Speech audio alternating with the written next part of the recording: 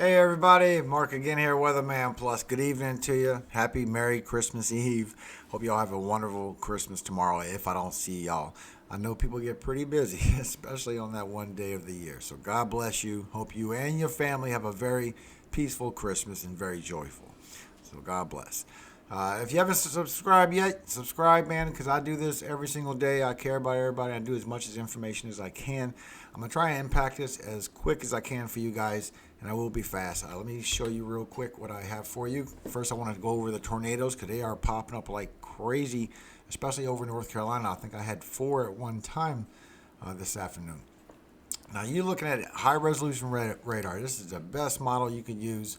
This is only shows you up to 18 hours of a footage. And I'm going to show you the supercell composite that is going across South Carolina and North Carolina this evening into late tonight. The reason why a supercell is where you have multiple cells, and each one of those could be a tornado warning as it goes across. A supercell is a bunch of cells, not just one or two that's in a thunderstorm.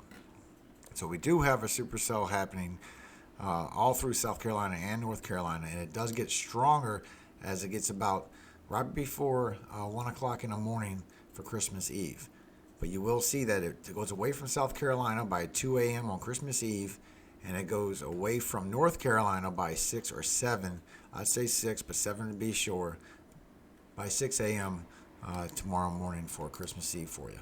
Now, if you look at the significant tornado perimeters, you can see where the worst time is. Like in the next couple of hours, you can see that normally it'd be about 1,000 joules to show you a good area of Cape of where there could be thunderstorms and those kind of possibilities. But we've been getting a lot of tornado warnings. This only in the 0.5, when usually it would take at least a 1.0 to give you those issues. So there's some very conflicting winds, probably at the 850 millibar level, and you can see it does get worse as we get through the evening. Especially for North Carolina. It gets really good for North Carolina. It drags on, especially right at 1 o'clock in the morning for Christmas Eve. But you can see here who's in the worrisome of tornadoes as far as the east and the west side. Hopefully I wasn't too long on that because I really want to be quick. I want to get this through for y'all. Now this is a look for Virginia, so you can see North Carolina and Virginia and see exactly what's going on. This is starting at 7 o'clock. And you can see the time right here. It's military time. Just subtract 12 hours. 2100 is 9. And then as we get into the night, you see like each one of these, this is looking for the supercell. Each one of these cells can be easily a tornado warning of a very fast moving cell with some rotation. So you got to watch all that. And having a supercell, that's a big event, especially when they gather together like that right around 1 o'clock in the morning. Christmas Eve. That just seems like a hot time. But as you can see, it does leak into Virginia. It holds its strength pretty strong for Virginia all the way to about 2 o'clock in the morning as it goes towards Maryland and Jersey. Now, if you look at the significant tornado perimeters, you can see that the dark blues do carry on, and you can see what I mean by each individual cell that you're going to be having. And each one of those are huge. I mean, it seems small on the map, but it could be a mile or two size, depends what shape of it. If it's a stovepipe, it could be very big. But it looks like North Carolina really does have the problems all the way until tomorrow morning, the longest. Now, as we look for the max wind gusts that you're going to get from this event, because there will be some winds, guys, within the next 6 to 12 hours, you're going to be experiencing 40 to 50.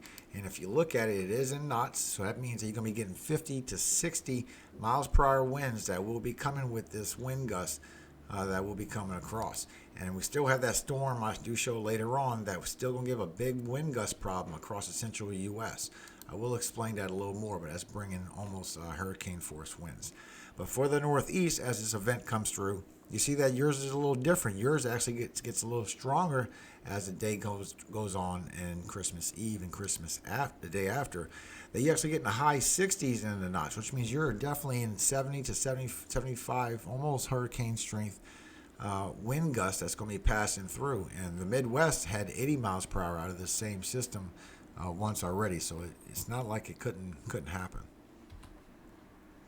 Now, as far as your wind chill temperatures, this is something I really wanted to show you. If you notice that this cold Arctic air that we're getting right is bringing these negative and very single-digit wind chills all across the U.S. So this is pulling into the storm, and this is what's helping it uh, become the snowfall event that is going to be for the next 2 days. Then the cold air is still going to stick around in 3 days in the northeast. But if you keep following it, you'll see that there is another leak of air, and that's because we're going to have another system in the north, because we're going to go back into a positive phase for a minute. I will show you that. And then that system will stay north, and then after that, we have another one for the central U.S. This has been consistent for about 3 days now, and the one that's in central U.S. was showing a whole bunch of snowfall. So we really got to watch that. That's going to be more of an event than the one that's going to be before that in the north. That one really is going to be heavy. And then we have a possibility for some cold air coming into the south. Now let me show you what it looks like as far as for the Midwest when this event happens. You can see the wind chill for the next 12 to 24 hours. We're talking single digits. I mean, not to mention the negatives all up here, but all across the whole Ohio Valley, everybody's going to be feeling single digits outside for the next couple of days as this event goes by. Now, if you look at the snowfall for the Northeast that you're going to get, now this is according to the Euro model, and the reason why I show you that, because I know the Euro model is dependable this next 2 days. You see clearly how much it's going to be, and there is a difference in Ohio where people was wondering who's getting heavy and who's getting light, because you can see it's right down the middle. And on Kentucky, on eastern Kentucky, it's showing snowfall, but it's showing light snowfall. Well, high-resolution radar is a way better model to use. I've never had any problems with it. It always coincides with National Weather Service, and they are showing just in the next 18 hours, and Euro is showing it's going to take 30 hours to get up to that much snowfall. But it's showing in the next 18 hours it's going to have that much snowfall, plus it's going to be even heavier for the Ohio, southern Ohio. Plus eastern Kentucky is showing up to 7 inches possible of snowfall that's going to come out of this. Now, if you just look at Ohio, according to the HRR model, the high resolution radar, next 18 hours, this is a good possibility of what could happen. It's not just going to be a small amount of snow for you. And if you look for Kentucky, because Kentucky at one point said it wasn't going to get snowed, somebody kept asking, but I always believed that they was, but I didn't know there was going to be this possibility of an amount that could happen. And plus, if you look northern Georgia, it might even get a couple inches also. Now, this is why I bring this up. The GFS is updated as far as the North Atlantic oscillation forecast, so we see what's going on as far as a positive or negative phase, whether it's going to stay in the north, or is this going to be a deep trough and a high ridge across our country and bring storms to the south. And it is showing after Christmas that we are in this dip, that it does go up a little bit towards neutral phase, but it stays in a negative phase, and then it goes real far south, and then it goes real far to the neutral phase after January. But it shows that we do have a southern hit that is possible. Matter of fact, if you look at Euro model, it shows right at the end of December, or after we get this last drop, that up to the beginning of January, that we're going to go almost to a -4 phase, which is way far south. So that makes a possibility for southern snowfall if you get the right conditions. Now, this is the Euro model for the snowfall event that we're about to get in the next 24 or 36 hours. You see who's in the snowfall event. I will show you a better look, but you've pretty much seen already. Of course, with HRR as well. And then we're going to be in a positive phase for a minute. There's going to be that little snowstorm that's going to pull that cold air that I showed you earlier and make it an event for the Midwest right here for the next one. That's what we need to watch. But after that, we get back into a negative phase to where instead of the storm staying up, it'll get a deep trough and a high ridge, which also bring winds, because you know those high ridges do make it go faster. And then we have a possibility for a southern snowfall. And this is according to Euro, guys, and Euro is pretty accurate. We're talking heavy snowfall. This is northern Mississippi, Alabama, very heavy for Tennessee. Now, if you get a look at the 500 millibar heights, you can see what's going in motion with this cold air coming in between two high pressures. And you can see it moving of what we're having now for Christmas. Then it's moving into the northeast. And then as we go, we'll have that Midwest snowstorm that will set up just a little bit. It's just going to be a swath of snow.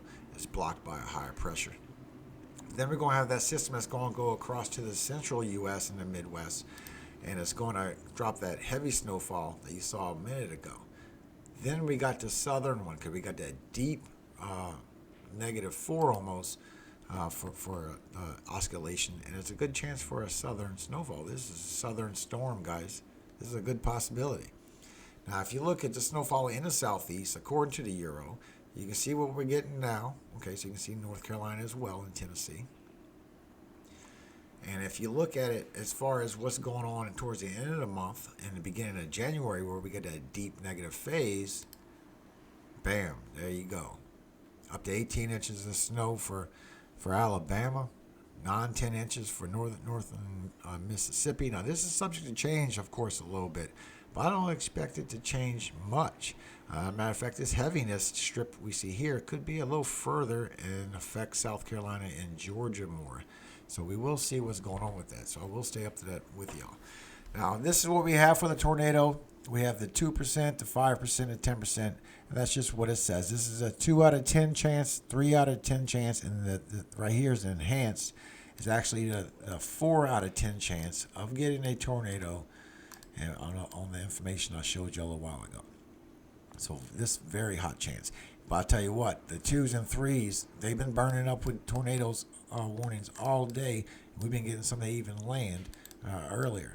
Plus, they got all the winds that's going across Florida, getting all kind of wind damage up to 45 miles per hour. And we got snowfall already, a couple inches. So I will put a link in the comments. If you didn't see it, it's right below the video. They pinned the comments there now. And that way you can see the snowstorm if you want. I'll put the live stream on there. My wife is live streaming that. So if you want to see what's going on with snowfall, when it's coming, what's coming next, that'd be a good place to start. So bless you all. I appreciate y'all for watching. If you do like the content you got, please hit that like button. Let others know that there's good stuff here, and I can go ahead and preach to them as well. So God bless you. Hope y'all have a very good night. Hope you have a very great Christmas tomorrow. Romans 12. I beseech you, therefore, brethren, by the mercies of God, that ye present your bodies a living sacrifice, holy, acceptable unto God, which is your reasonable service. And be not conformed to this world, but be ye transformed by the renewing of your mind, that ye may prove what is that good and acceptable and perfect will of God.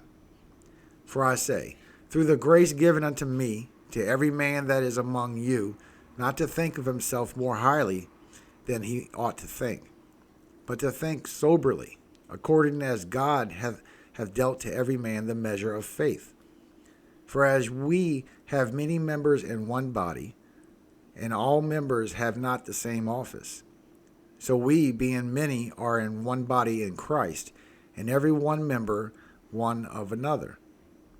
Having then gifts differing according to the grace that is given to us, whether prophecy, let us prophesy, according to the proportion of faith. Or ministry, let us wait on our ministering. Or he that teacheth on teaching. Or he that exhorteth on exhortation. He that giveth, let him do it with simplicity. He that ruleth with diligence. He that sheweth mercy with cheerfulness. Let love be without dissimulation. Abhor that which is evil. Cleave to that which is good. Be kindly affectioned one to another.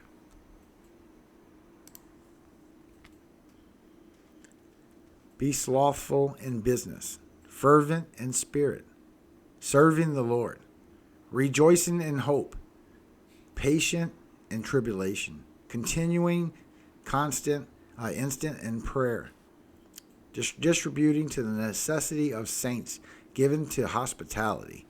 Bless them which persecute you, bless and curse not. Rejoice with them that do rejoice, and weep with them that weep. Be of the same mind one towards another. Be not high things, but condensed to men of low estate. Be not wise in your own conceits. Recompense to no man evil for evil. Provide things honest in the sight of all men. If it be possible, as much as lieth in you, live peaceably with all men. Dearly beloved, avenge not yourselves, but rather give place unto wrath. For it is written, Vengeance is mine, I will repay, saith the Lord. Therefore, if thine enemy hunger, feed him. If he thirst, give him drink. For in so doing thou shalt heap of coals of fire on his head. Be not overcome of evil, but overcome evil with good. Amen, guys. Hope y'all have a blessed night. And for all you parents out there, hope y'all finish making that magical night for them wonderful kids. Because I can't wait myself. Y'all have a great night. Thank you for watching. All glory does go to God. Amen. God bless, guys. Merry Christmas.